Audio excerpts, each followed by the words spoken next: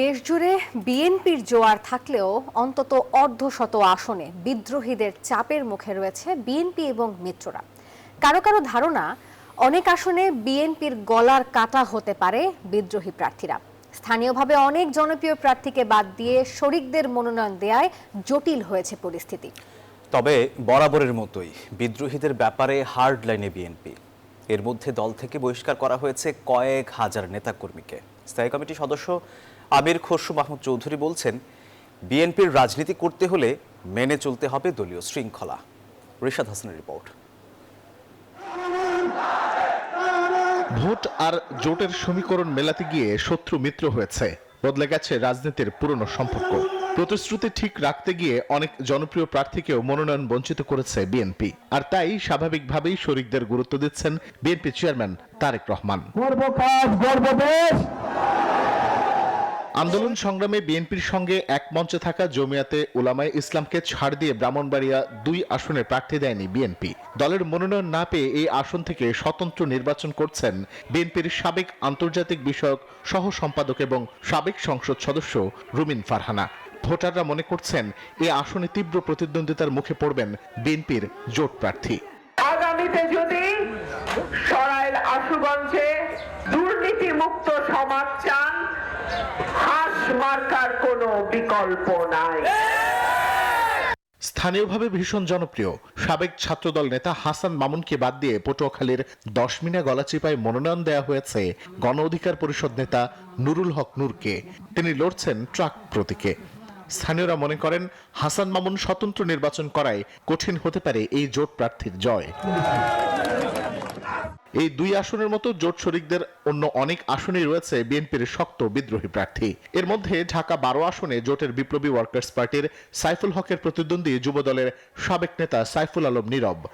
সব মশার বিরুদ্ধে সুরক্ষা দিতে এলো বসুন্ধরা এক্সট্রিম অ্যারোসল, মশার বিরুদ্ধে এক্সট্রিম সুরক্ষা। ঝিনাইদহের কালীগঞ্জে শক্ত অবস্থানে রয়েছে বিএনপির বিদ্রোহী প্রার্থী গণ অধিকার পরিষদ থেকে পদত্যাগ করা রাশেদ খানের প্রতিদ্বন্দ্বী সাইফুল ইসলাম ফিরোজ।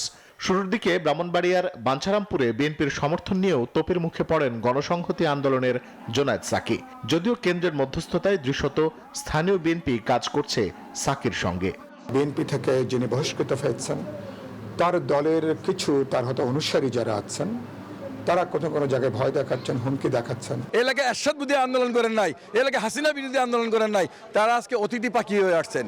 সারা দেশ থেকে পাওয়া তথ্য উপাত্ত বিশ্লেষণ করে দেখা যাচ্ছে, দিনাজপুর, পাবনা, সিলেট, নারায়ণগঞ্জ, চট্টগ্রাম এবং যশোর সহ দেশের 27 জেলায় প্রায় 50টির বেশি আসনে রয়েছে বিএনপি থেকে মনোনয়ন না পাওয়া জনপ্রিয় বিদ্রোহী প্রার্থী। কিন্তু মাঠের বাস্তবতা জেনেও কেন এমন সিদ্ধান্ত নিল বিএনপি? নেতাকর্মীদের সঙ্গে কথা বলে জানা গেছে, ফ্যাসিবাদ বিরোধী আন্দোলনে থাকা দলগুলোকে মূল্যায়ন করতে চেয়েছে বিএনপি। সেই সঙ্গে প্রতিশ্রুতি রক্ষা করেছেন তারেক রহমান। পাশাপাশি সমমনা সবাইকে নিয়ে সরকার গঠন করতে জনপ্রিয় হলেও অনেককেই ধানের শীষ প্রতীক দিতে পারেনি বিএনপি।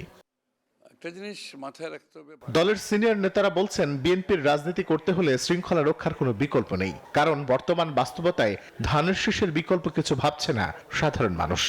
এই বাংলাদেশের মানুষ যখন ব্যালট পেপারের সামনে আসবে, ধানের শীষের উপর তাদের ভোটাধিকার প্রয়োগ করতে, ধানের শীষের উপর তাদের সিল মারবে।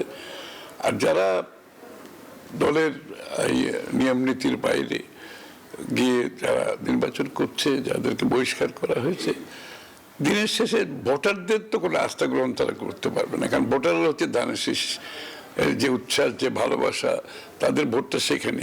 বিএনপির কেন্দ্র থেকে তৃণমূলে প্রায় সবাই মনে করেন, দলীয় সিদ্ধান্তের বাইরে গিয়ে রাজনীতি করার পরিণতি ভালো হয় না খুব একটা। অতীতে এমন অনেক নজির রয়েছে, ধানের শীষের বাইরে গিয়ে ভোট করায় হালে পানি পায়নি সম্ভাবনাময় অনেক রাজনীতিবিদ।